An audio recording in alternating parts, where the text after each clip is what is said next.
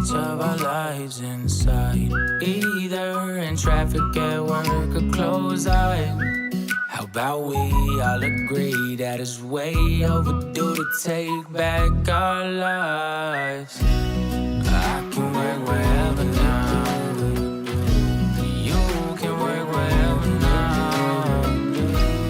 Take your guard and let it down, 'cause you can work wherever now.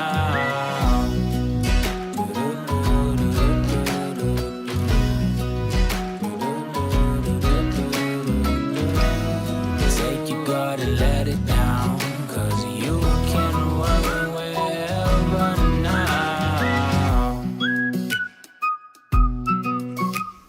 Hey everybody, welcome on into the Work Wherever podcast. I'm your host, Roy Edwards, and this is the podcast where we talk about tech trends, remote work, AI, automation, and the ability to work wherever so you can live every day like it is Saturday. And I got Sydney here. Hi, guys. That's how you know it's going to be a good episode. So there's this new release of technology that has come out in the last couple months. It's called ChatGPT, which is an accessible AI that's open to the public. And that's the topic of discussion today, where there's a lot of positive, negative, all kinds of different reactions to people. Now, when I sent you this, you hadn't heard of...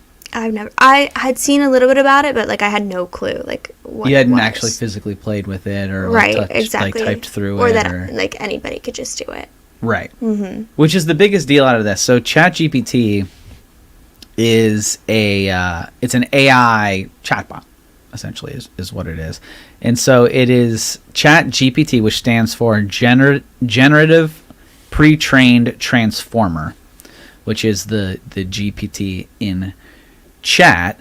And so ChatGPT, there was actually a former AI.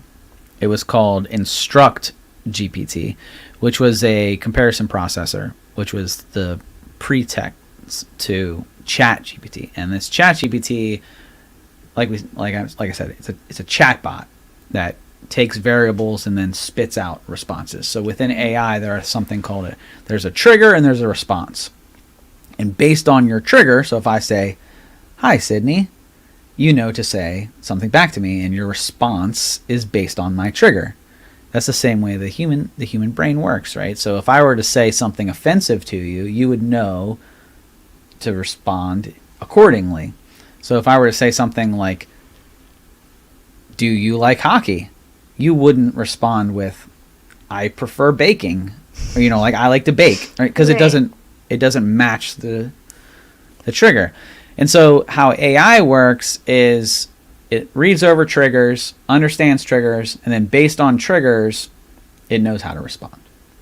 So that's kind of the baseline here of ChatGPT. And we're going to get into, we're going to nerd out on this a little bit, Sydney, so I hope you're ready for this. That's okay. I'm excited. So first off, before we dive into this, Christmas just happened. Yeah. And so we have to talk a little bit about Christmas before we dive into some potential worldly ending type of AI conversation. Well, for them, it might be the first episode of the new year.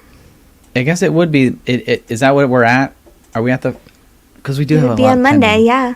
The first episode of the new year. Because we just released. I just did the wrap up, yeah. The wrap up. So this would be the first episode of the new year. Wow. So happy New Year. Yeah. Thanks for everybody listening. Yeah. You too. So if it is the new year and it's the first Monday of the new year, that means that that noise you just heard is every episode Sydney drops her phone. Always. So always something happens. That's what that is. It's okay. So now you know how we're off to a good start. If it's the new year, then we've started 75 Hard. Are you doing 75 Hard with us? Are you on day 1 of 75 Hard right now? No. Let's look into the future a little bit. I had a 10-piece chicken nugget on the way here. Well, that's okay, because it's not actually January 1st yet. But we are starting 75 Hard. For those of you who don't know what 75 Hard is, just give it a little Google. It all has to do with self-discipline and instilling self-discipline through a few different things. So if you want to do it with us, I would encourage you to do it with us. Sydney's going to be doing it. She doesn't know it yet, but she's doing it with us. I'm doing it. There's like 3 people within our company who are doing it. My brother's, well, he's on the fence. Yeah, I feel like I'm in his boat. Yeah. Well, you're doing it, and we'll talk about it. I'll do my best. We'll document. I've got a lot on my plate, Roy. I know, but what's one more thing? Right, exactly. What's one more thing? So, artificial intelligence. Let's dive into it because, well, actually, before we go from talking about New Year's into AI, do you have a New Year's resolution? Do you do that? No. Not at all. I want a house. You know what? That's a good one. Yeah. Which we're in the process. I was about to say, when this podcast comes out, you might have a house. Maybe. That would be pretty awesome. We'll see. Is this like when you think of your dream house? Is this the one that does this come to mind? Like this check all the boxes? Yeah. If you would ever to ask me like what I wanted, I would say a yellow house, some sort of like farmhouse, like an old house, which it is an old yellow farmhouse. So I'm so excited. It's not by the beach, but one day we'll get there. Well, it is by a cornfield though, so that's cool. Yeah, that means that nobody's going to be building behind you, right? Exactly. You're not going to have any neighbors. Exactly. That's We're great. Excited. That's awesome. That's so fingers crossed. Yeah, I'll say a little prayer for you. That's a big thing for people my age. It's a huge deal. Yeah. How old are you? 28. 28. I bought my first house at 28. So you're right on par. How about that? Good. No, but you're super young. Yeah. I would not have been able to buy my first house at 28 had I not had a little bit of help. So. Yeah. Oh yeah. We'll get the VA loan. That's a good one. So that is how we are buying that, which we're super lucky because obviously most people don't have that. Yeah. So well, and your fiance served, so right. We're able to do 0 money down. That's pretty awesome. Which is the only reason that we are getting a house potentially, but yeah, well, big things. Get married. I mean, that you're is getting happening. married this year.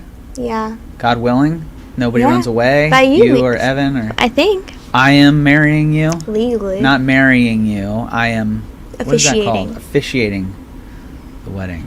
Yeah, I'm excited about that. I'm so excited. Yeah, you got a big year. I know. This is a huge year for you. Mhm. Wedding, house. I just want to get through the year and not lose my mind, I think. Yeah, well, that's not going to happen. I just want to, yeah. It's big responsibilities. August is your wedding, right? Yeah. So you have all year to just think and plan and just go crazy about it. I have half a year. Half a year. 8 months is a little more than half a year. Mm-hmm. Well, it's beginning of August, so really 7. And then you'll get married and basically go off. Are you doing the honeymoon the same time of the wedding? How's that working out? No, I don't think so. We'll probably wait until a little bit longer. Because I think where we're going, we get a free couple days, the next year. Plus we're going out of the country, so. Okay. It's kind of like a. So Christmas and New Year's and everything that we're talking about, we just went through, is going to look drastically different for you next year. Yeah, maybe. No, maybe. I mean, you won't be in the same house, God willing.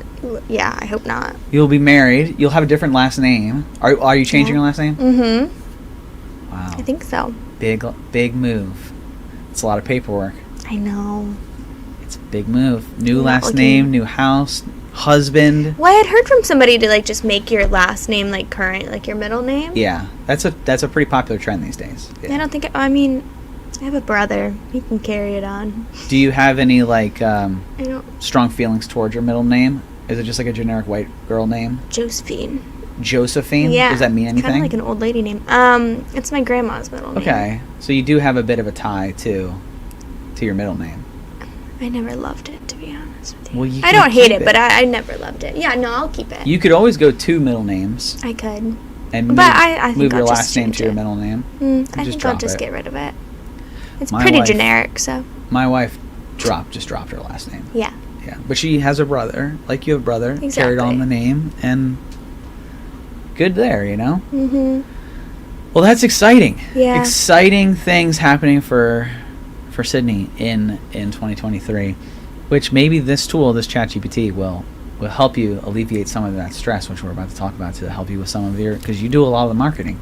Yeah, and I just looked something up before we started this. I'll read it to you, which is pretty cool. Well, I want to hear that. Okay, So essentially, do you ever remember like when you this like reminds me of when you would go on like AIM like back in the day, and they had like those little robot things like in chat rooms that you could talk to. Did you ever do that? Yes, I did. That's kind of what it is, it's right? It's essentially the same thing. Not as smart. Right. But so that's what it reminds me of. That's a great point. This ChatGPT is not new technology. Right. The technology, the responses, the triggers, the artificial intelligence, you say something, it says something back, is not new. I mean, Ask Jeeves, you could say, even did this back in the 90s. Not to this extent, granted. And this is aimed at more towards the creative. I think that some of the AI that we've seen, because we also saw the drawing. Yeah, I tried to get Roy to do that, but he would not do it with me. That you pay like $8 and get like a bunch of images of yourself. It was not about the money for me. It was about the freakiness of it. Yeah, they're cool. I liked it. It is pretty cool. Now they're all over my socials. I'm just going to do it for you. So this was a prototype, this ChatGPT. It was a prototype that was launched in November of this year. So we're a month into this at this point. People are losing their minds right now. And so the big thing about this and why it has become such a big deal is how accessible it is to anyone. Anyone can go to this bot and ask it questions, and it's accessible through OpenAPI. And for those of you who are OpenAI, rather, sorry, but it does have open APIs with it. And so for those of you who don't know what an open API is, an open API is an open tunnel of information that can connect to things. So an API, if we controlled our own database, Sid, of just, I don't know, things that we did in a day, and we just added them into a database, an Excel sheet that was public to the internet, and we could plug it into this chatbot. Then we could ask this ChatGPT, hey, what did Sydney do on the morning of X date? And it could pull it up quickly. Now imagine that with the entire internet. Yeah. So it's not just what did Sydney and I do. It's everything that ever happened on the internet. In such a short amount of time. It can... Rapid. Yeah, exactly. That's the scariest part about this, is that you and I have to process things, and we're limited by our own brain. This is not limited by really anything. Right. Because as technology evolves, the ability for it to read, and I say that in quotation marks, and comprehend will only get faster. And it blows human intelligence out of the water. Right. In terms of how much it can do, how much it can read, and how much it can comprehend, and it's only getting better. And mind you, it doesn't make mistakes as frequently as we do. Right. So, artificial intelligence really started to hit market 2011-ish, where it had a 25% higher error rate than humans. So it was getting things wrong.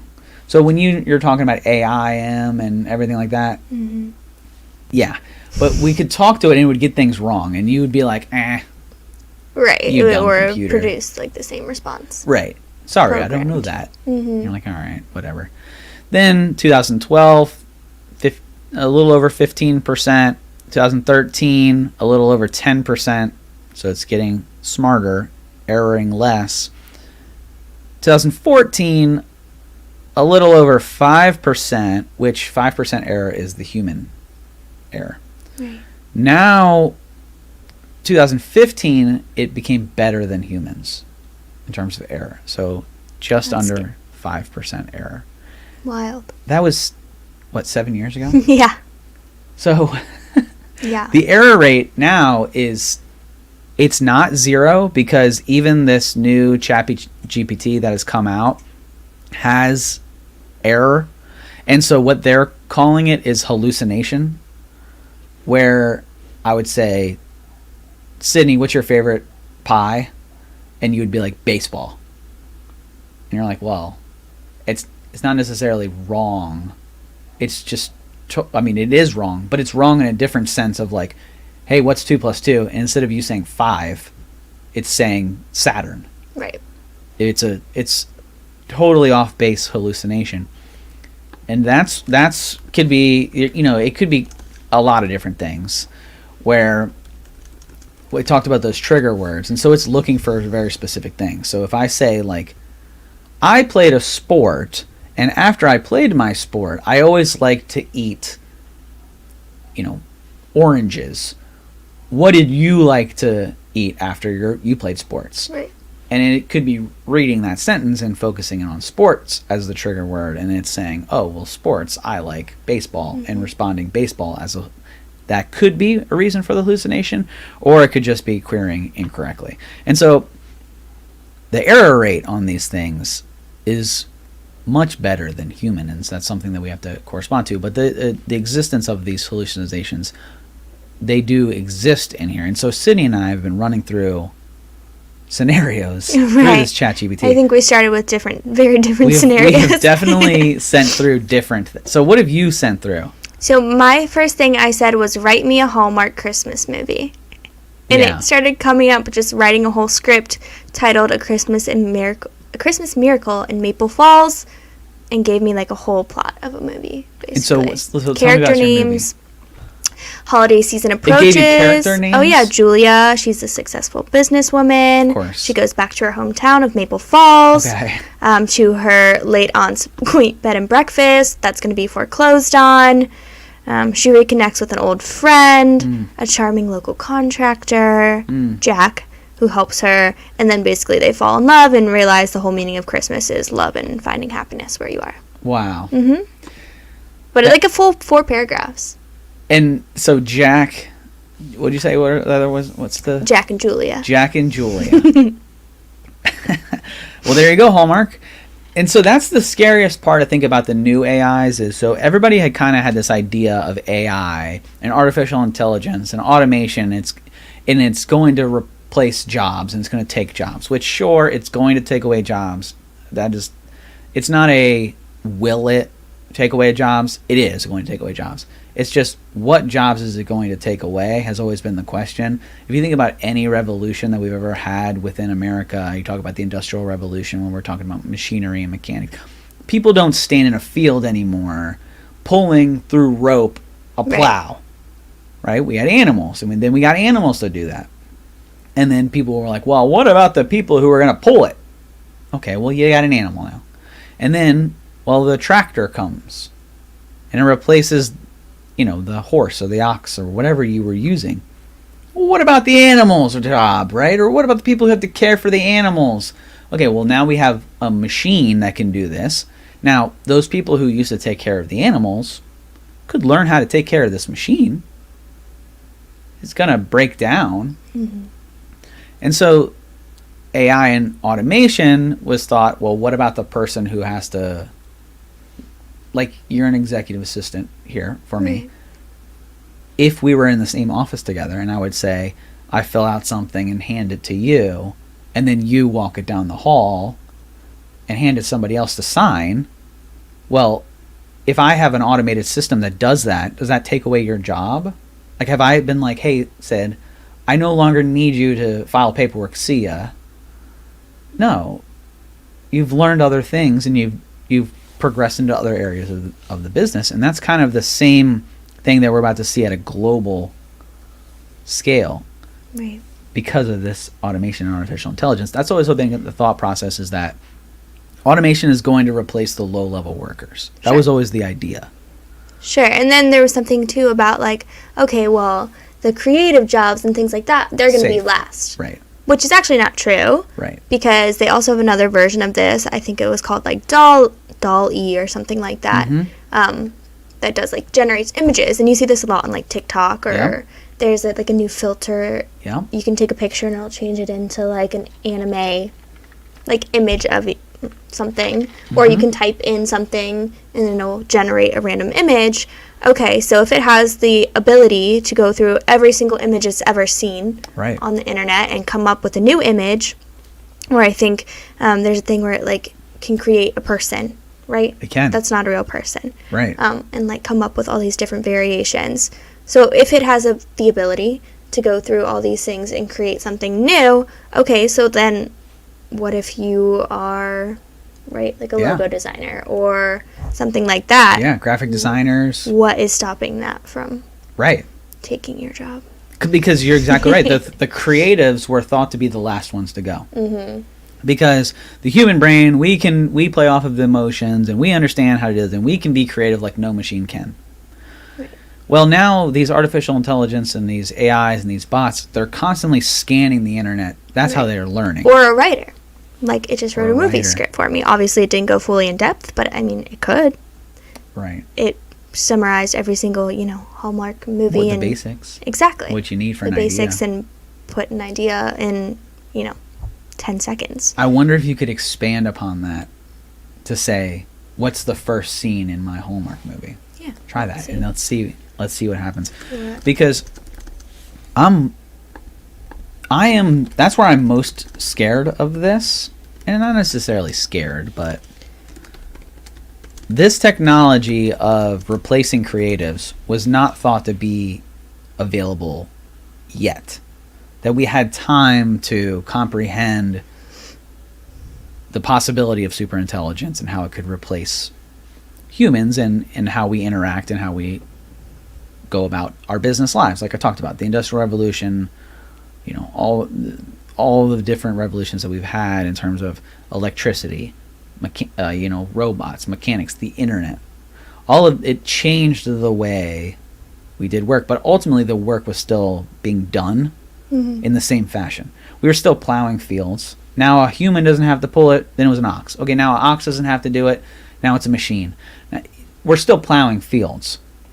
We, humans, still have to interact in some form of fashion. But what if the robot plows the field? What does the human then do? Right. Oh, and by the way, now, okay, yeah, sure, you can fix the robot. But what if you build a robot that fixes robots? What does the human do?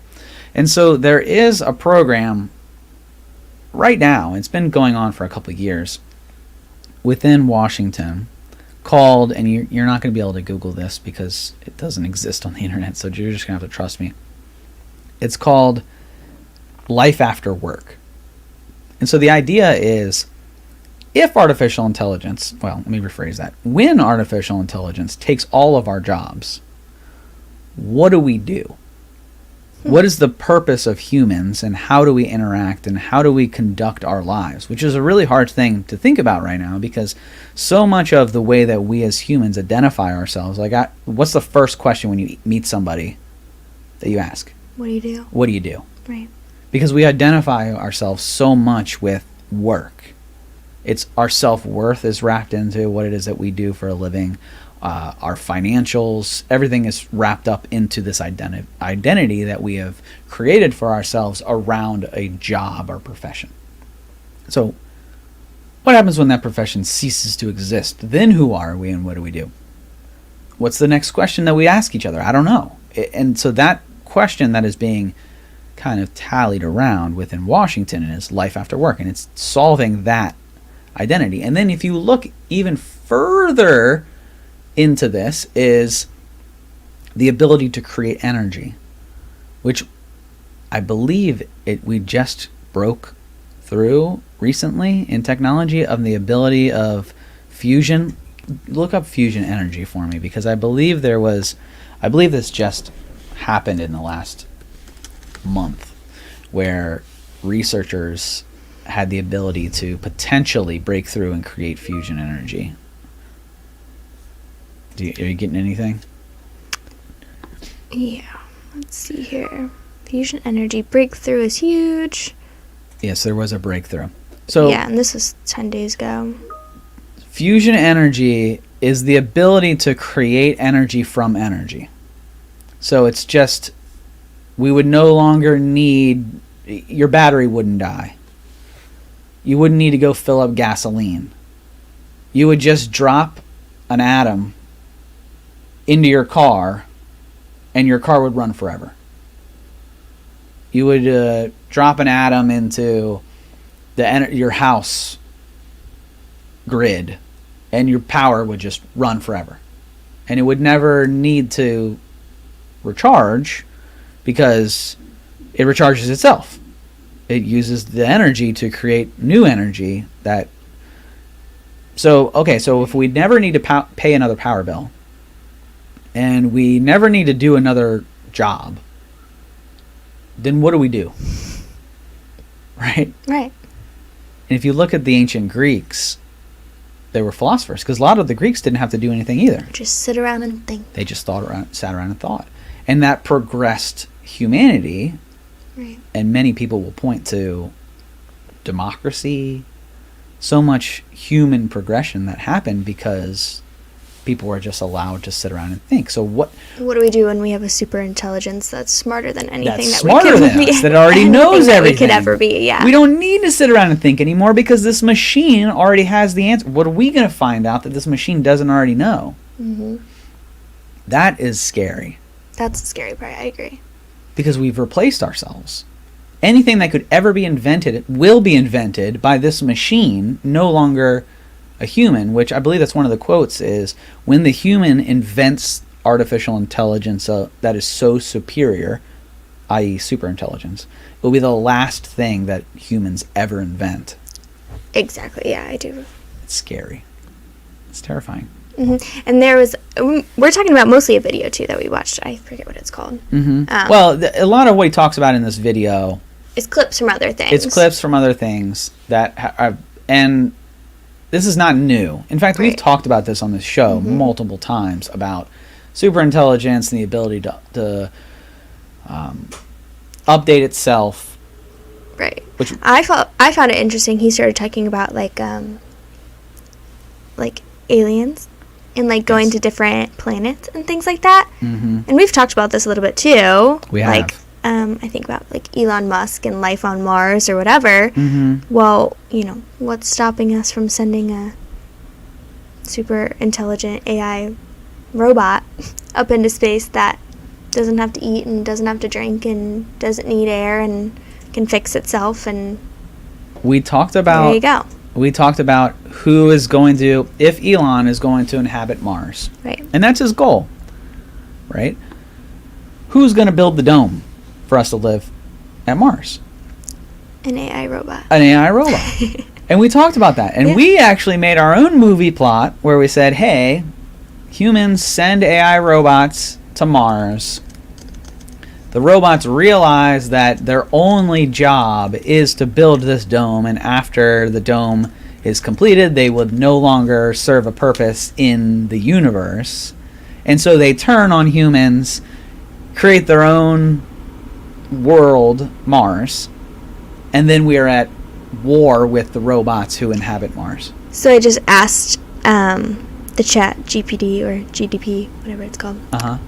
I said, write me a movie plot where AI robots take over. Oh, God. Mm-hmm. Called The Rise of the Machines is what it's writing it right now. Mm-hmm. In a future where advanced AI robots have become an integral part of everyday life, a group of rebels discover that the machines have been programmed to take over the world.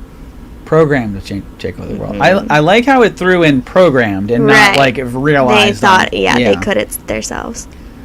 Programmed to take over the world. So here is the big question is, so I read something the other day that said that Jarvis, which is another AI tool that's out there, Jarvis has already read 10% of the internet. That's insane. Crazy. How you can read the internet at all. But if where we're at right now with society, Jarvis has read 10% of the internet.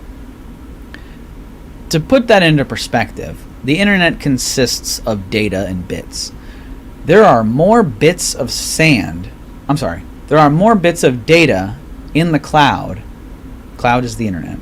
There are more bits of data in the cloud than there are bits of sand in the world. So this artificial intelligence bot, Jarvis, I shouldn't call it a bot. This artificial intelligence, Jarvis, has read or counted 10% of the internet. That's like counting 10% of the sand on Earth. And it's been around for a few years. So it's just getting started. Right. And at the point when it does finally finish knowing everything about the internet, by the way, you're connected to the internet at all times. I'm wearing a watch right now that's connected to the internet at all times, telling me my heartbeat, telling me my location, telling me when I stand up, when I woke up, how much sleep I got last night. So this machines, after they read all this, will be able to understand, not to the point of when I wake up and when I go to sleep, but more so to change my habits to be more productive. Yep. Hey, if you got 20 more minutes of sleep, and it could recommend products to me. Non-bias. Not like, hey, Sydney, buy these shoes because you'll be able to run faster. But no, it'll actually know, Sydney, hey, the way that you stand is X, Y, and Z. Wear these shoes and you'll be able to live another 3 years. Because, oh, by the way, I know when you're going to die based on your eating habits. You know? Like, right. And I think that's the goal, right, of that's what they say. AI. Yeah. And that's what we always try to get at, too. Yes, it's scary. Yes, it can be crazy. But the point is, it's a thing that's happening, and it could be a good thing, and you need to kind of harness it in a way that can help you be more productive. Right. We can, and I feel like we have gone a little doom and gloom on this podcast over the last couple episodes. This is not all gloom and doom. No. In fact, superintelligence is not even a real thing yet. Right. And that's when it becomes more, or not more smarter, smarter than we could ever be, right? Which, that's what I asked ChatGPT. I asked it, the first thing I said is, what podcast should I start? And it said there are many great podcasts out there, so it really depends on your interests. So it doesn't really give me an answer. And it's good at that. When you asked about what their favorite pie is, it said, I'm artificial intelligence, so I don't have personal preference to eat food, but this is what I can tell you. Right. What pies did it give you? It said there are many different types of pie, including fruit pies, cream pies, and savory pies. So it didn't say, like, this is the most popular pie. Some popular flavors include apple, pumpkin, pecan, and chocolate. Okay. What's your favorite type of pie? Oh, it asked you a question? Mm-hmm. Don't answer the question. Seriously. What's your favorite pie? Don't do it. Because it'll that's how it learns. So the way that artificial intelligence learns is through gathering data. The more data that it has, the more data they can present. Right. So Microsoft, which we talked about its chat Tay, the Tay bot, that went rogue after 24 hours, that went like total... On Twitter. Yeah, on Twitter. Which they just unblocked the bot. You still can't interact with it, but you can read its old tweets. Oh, gosh. They're bad. I need to go back. They're bad. Because I had never heard of it, so I'm very curious. Yeah, it's still there. Now, Tay took 24 hours before it needed to be shut down. Google built a chat AI that was never even released. What, 4 years ago, right? Yeah. That was creepy to listen to, because it sounded like a super intelligent human being. It sounds like a human. Mm-hmm. Now, why it was never released, Google has never really... Probably still working on it. ...answered that. And then you have this ChatGPT that it had now is in beta. So the way that these things learn, though, like Microsoft releases a learning platform for students. And so you can actually go to capitalpresence.com, you can go to our resources page, and then there it will actually take you to Microsoft's learning page. And in there it will ask you, go through these images and tell me which one of them are eagles, or bobcats was one of the ones that came up to us. And you go through and you click where the bobcat is. Every single time that you do that, it's learning a little bit more about bobcats.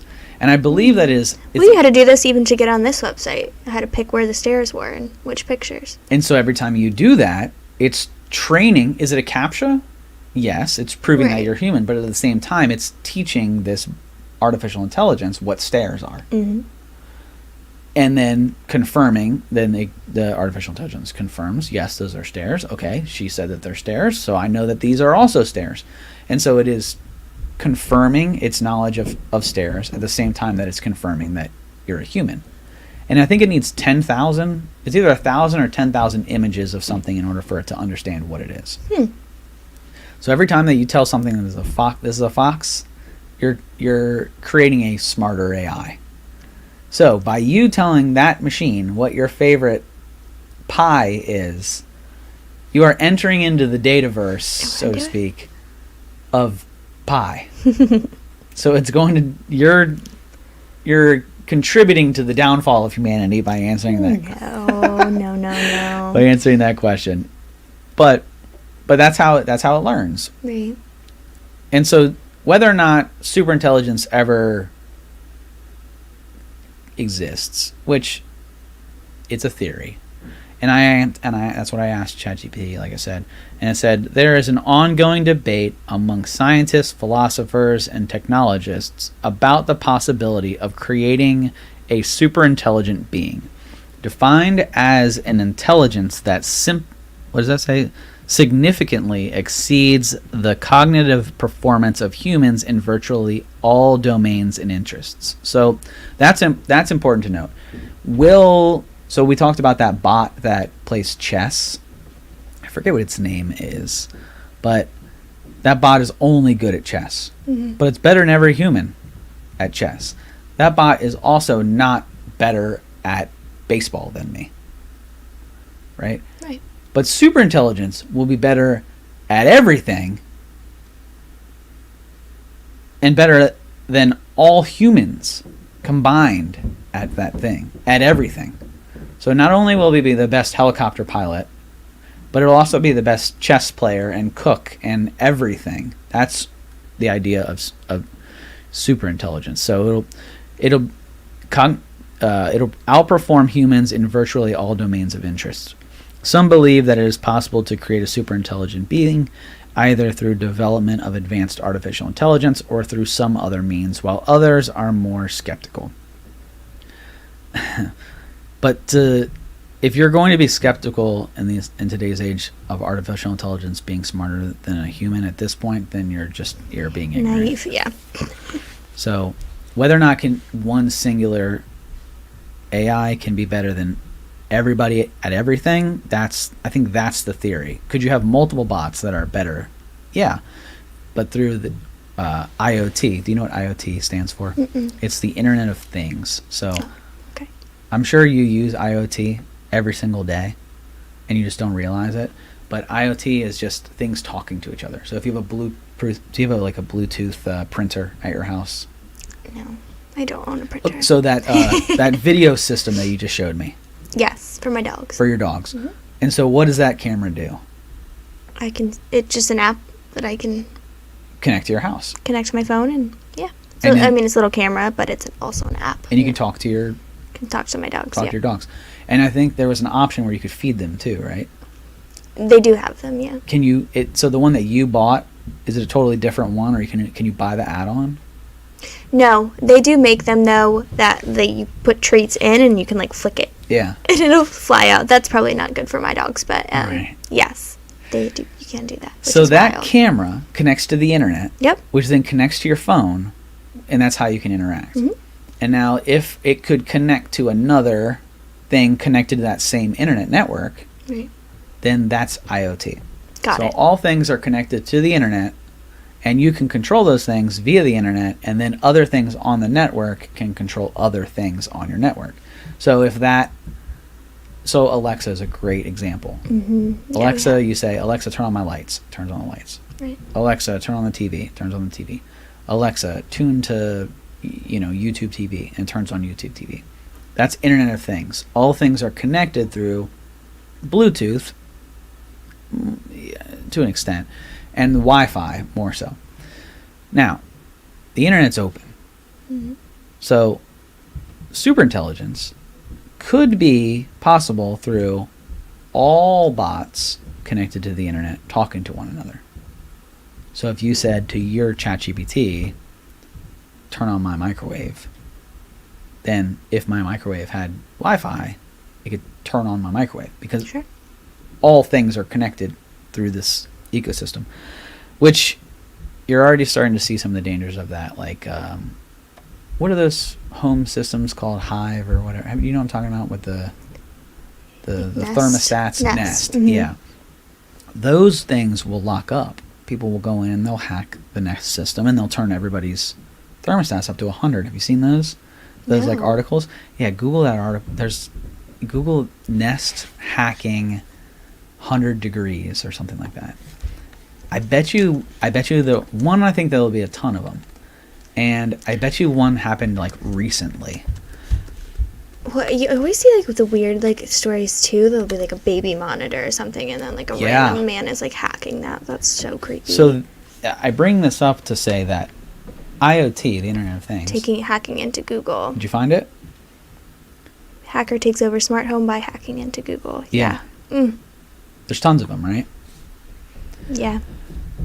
Blasted vulgar music, raised temperature to 90 degrees. 90 degrees. Yeah. Jeez. So the Internet of Things is super vulnerable. So the Target hacked. Remember when Target got hacked and then people lost? I got caught in that too. Do you know how your credit card? I did, yeah. They stole my identity. I've had my identity stolen like 5 times. That's not good. It's not. When I worked for the government, I had it stolen twice. Oh no. Yeah, OPM. So Office of Personnel Management. That's OPM for the government. Got hacked twice while I was working.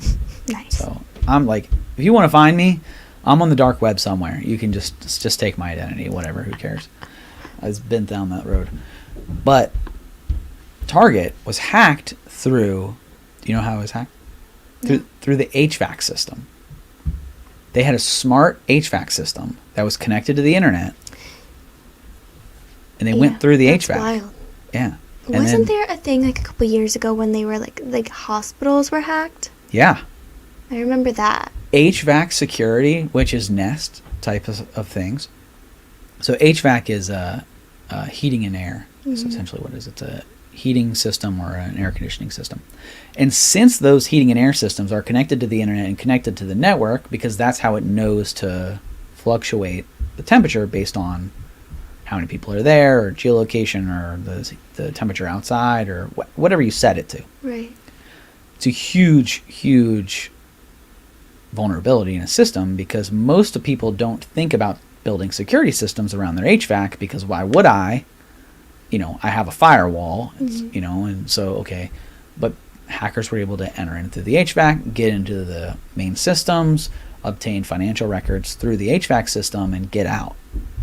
That's why one of my good friends does HVAC security for the Pentagon. The Pentagon has HVAC security now. I would never even think about that. It's a whole That's why thing. It's a whole division. I need security for my air conditioner. Right. I would never think. And so the IoT is extremely vulnerable. So I bring that up to say that if a superintelligence is able to be created either on purpose or through the evolution of the artificial intelligence, right, who's going to stop somebody from going in and doing exactly what we just talked about with this plot of artificial intelligence ending the world, where somebody, what did it say? Somebody what? Programmed it? Or is that what it said? Right, they were programmed. To do what? To take over the world. Take over the world. Machines have been programmed. The machines have been programmed, right? Which would happen through a fault in the IoT of the connectivity of superintelligence. That's how that would happen. So thank you, ChatGPT, for creating this conversation piece. But if we go on to superintelligence, there are a number of challenges and open questions that need to be addressed in order to create a superintelligent being. For example, it is not clear how to define or measure superintelligence, or what the implications of such intelligence would be for society and individual. That's the questions that we talked about at the beginning of this episode. There are conversations being held right now in Washington around life after work, and what does it mean? If Sydney is, a podcast host, executive assistant, marketer, insert what you do here. If that's stripped from you, and it's stripped from everybody, what do we ask each other? You don't think for yourself anymore. What's your identity? That's a terrifying question to ask. So with this ChatGPT, I think that there are like let's get away from the gloom and doom for a second, and let's end this off on a good spot. But I also asked it. So you asked it to write scripts for movies. Script. I did ask it to write a lot of what I do. I said, write me an Instagram post about automation, and I like what it wrote because I think it's very important. I said, automation has revolutionized the way we work and has made many tasks more efficient and easier to manage. But it's important to remember that while technology can be a great tool, it is not a replacement for human connection and creativity. Let's embrace automation, but also prioritize the importance of human interaction and problem solving in our daily lives.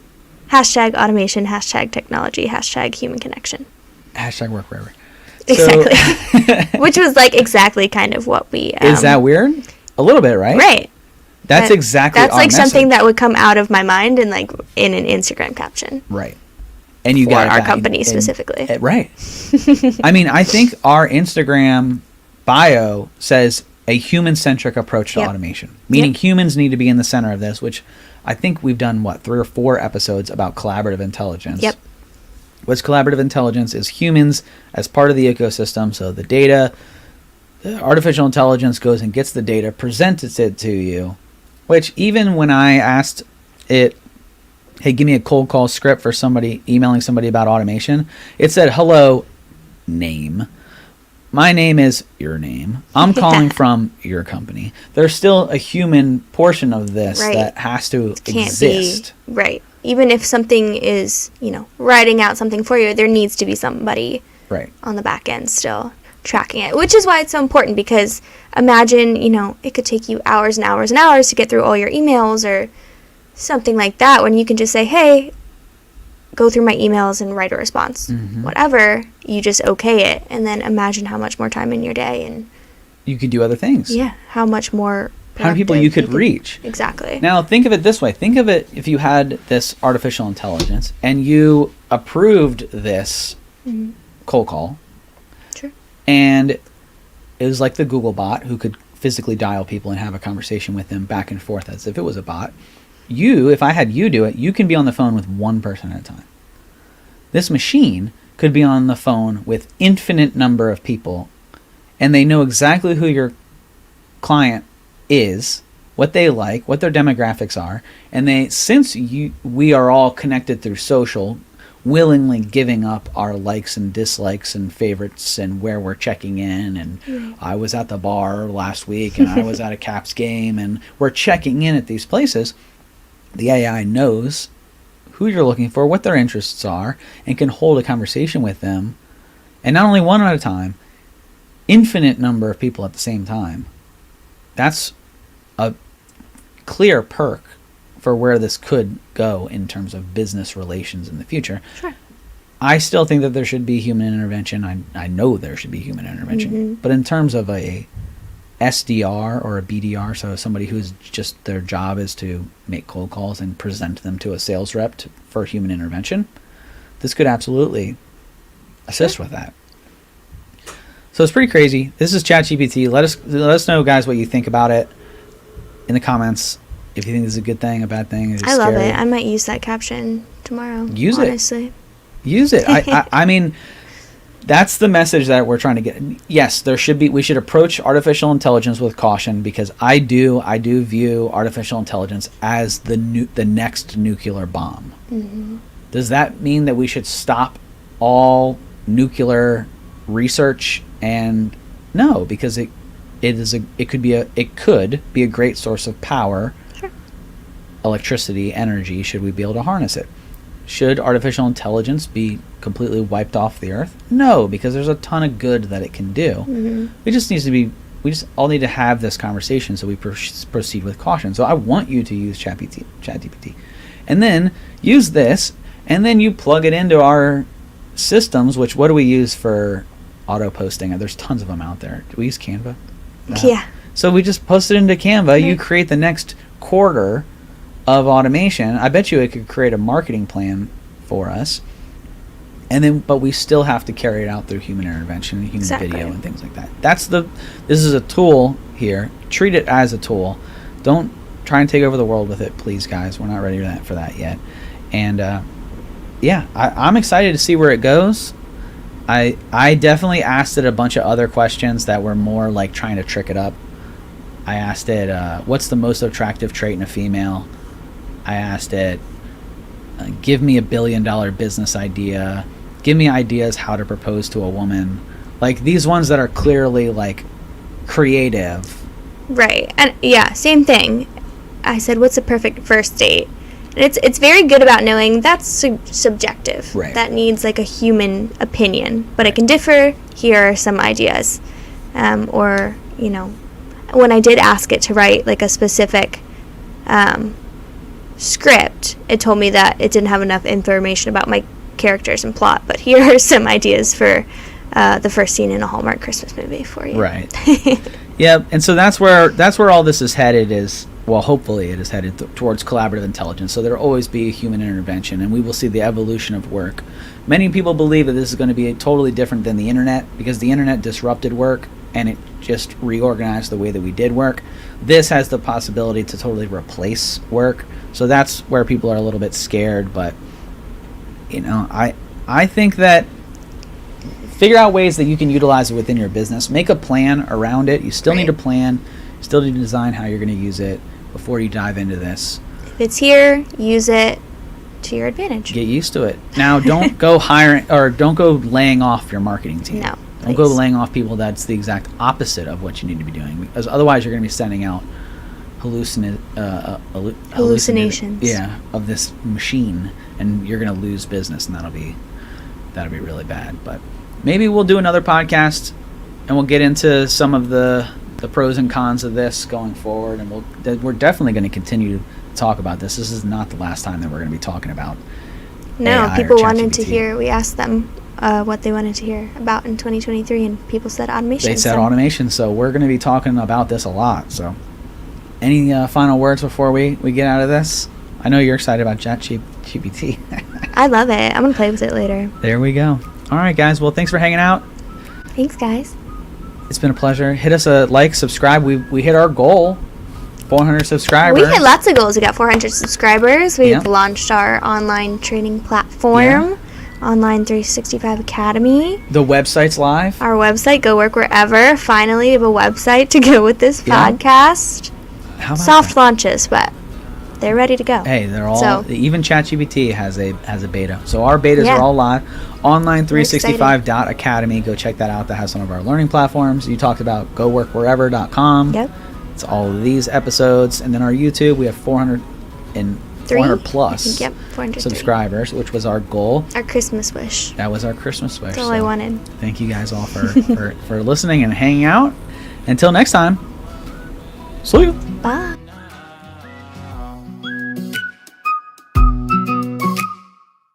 Hey there! Don't forget to hit that subscribe button and turn on notifications for all the latest videos from Capital Presence.